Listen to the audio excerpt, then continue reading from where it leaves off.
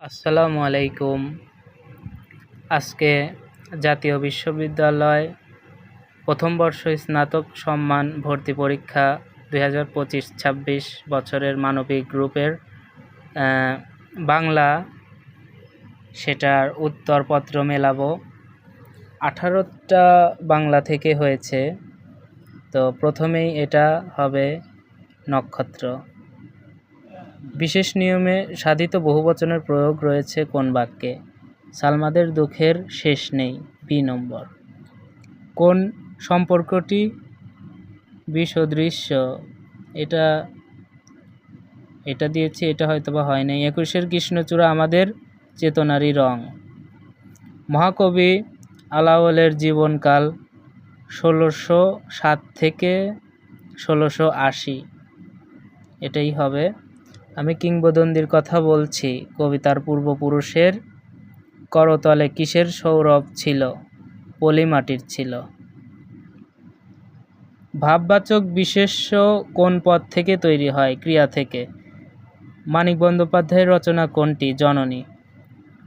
18 আনা বাগধারাটির অর্থ বাড়াবাড়ি, বেশি একটু। সোনার তরী কবিতাটি কোন ছন্দে লেখা? মাত্রাবৃত্ত ছন্দে লেখা। সন্ধ্যা হওয়ার পর জানলাম তিনি আর আসবেন না, এটা সরল বাক্য। অনেকে জটিল বাক্য দিয়েছে, না আমিও জটিল বাক্য দিয়েছিলাম, এটা সরল বাক্য হবে। এইখানে এসে লুটাইয়া পড়ে সকল রাজমুকুট। প্রথাগত ব্যাকরণ অনুসারে এখানে ঘটেছে বাহুল্য দোষ। রেইনকোট গল্পটি আখতারুজ্জামান ইলিয়াসের কোন গ্রন্থের সংকলিত হয়? জাল স্বপ্ন, স্বপ্নের জাল। আমি দিয়েছিলাম অন্য ঘরে অন্য স্বর। যশের জন্য লিখিবেন না, উক্তিটি কার? বঙ্কিমচন্দ্র চট্টোপাধ্যায়ের। আমি দিয়েছিলাম মীর মশাররফ হোসেন। আমার এ ঘর ভাঙিয়াছে যেবা, আমি বাঁধি তার ঘর। এ পঙ্ক্তিতে কি বোঝানো হয়েছে? পরোপকার। এটা আমি ঠিকই দিয়েছিলাম। শুদ্ধ বানান গুচ্ছ বাঞ্ছনা লাঞ্ছনা। ইহার একটি শক্তি যাহা বহু স্বামী স্ত্রী 100 বছরে জাত বিসর্জন হবে এটা। এক হাতে বাঁকা বাঁশের বাঁশরি আর এক হাতে রণতৌর্য। এর বিদ্রোহী কবিতার প্রেম ও দ্রোহের কথা বলা হয়েছে, এটা অনেক আগে জানতাম বই থেকে। সাহিত্যের উদ্দেশ্যে সকলকে আনন্দ দেয়া, কারো মনোরঞ্জন করা নয়।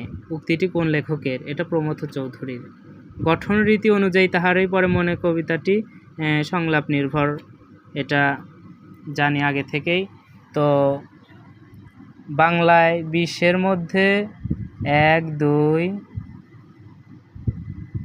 3, 4, 5, 6, 7, 8,